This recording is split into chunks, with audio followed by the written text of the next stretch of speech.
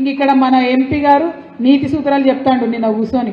పసుపు బోర్డు సాధించే తెలివి లేదు ఈయన గారికి, కానీ బాగా మాటలు మాట్లాడుతున్నారు. మేము పోయినాం, తీసుకొచ్చినాం, చాలా మంది ముఖ్యమంత్రుల దగ్గర లెటర్లు తీసుకొచ్చి ఇచ్చినాం.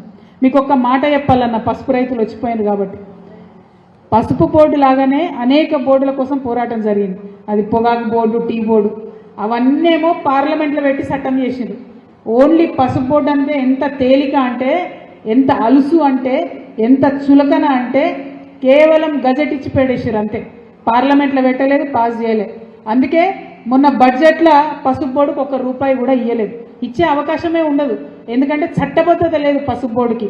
నేను అరవింద్ గారికి చెప్తా ఉన్నా, నువ్వు ప్రెస్ మీట్లో కూర్చొని పిచ్చి మాటలు మాట్లాడు కాదు.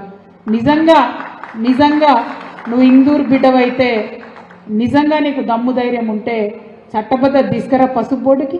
పసుపు ధర తగ్గినప్పుడు రైతులను ఆదుకో, పసుపు కొత్త ప్రయత్నాలు చేయి, ఇంకా ఇంప్రూవ్ చేయి. తక్షణమే నువ్వు బాండ్ పేపర్ రాసిచ్చినా కూడా మరి ఇన్నేళ్ళైంది ఇయ్యలేదు, ప్రజలైనా నిన్ను క్షమించిండ్రు. ఇప్పటికన్నా కనీసం సిగ్గు తెచ్చుకొని ఆ పసుపు బోర్డు పాస్ చేయించు పార్లమెంట్లో. చట్టబద్ధత తీసుకురా, దానికి పనికొచ్చే పనులు చేయి. అంతేగాని ప్రెస్ మీట్ పెట్టి పిచ్చి పిచ్చి మాటలు మాట్లాడితే ఇది ముంగటి బీఆర్ఎస్ కాదు బాబు. నేనైతే మా కార్యకర్తలను ఆపలేని పరిస్థితి ఉంటుంది. కాబట్టి ఒళ్ళు దగ్గర పెట్టుకోవాలని చెప్పి కూడా అరవింద్ గారికి నేను హెచ్చరిక చేస్తా ఉన్నా.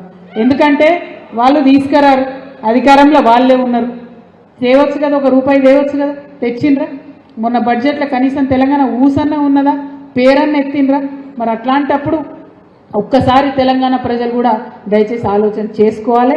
ఈ బీజేపీ మనకు అవసరమా, ఈ కాంగ్రెస్ మనకు అవసరమా, లేకపోతే కష్టమైన నష్టమైన మనతోనే ఉండే ఈ గులాబీ కండువ మనకు అవసరమా?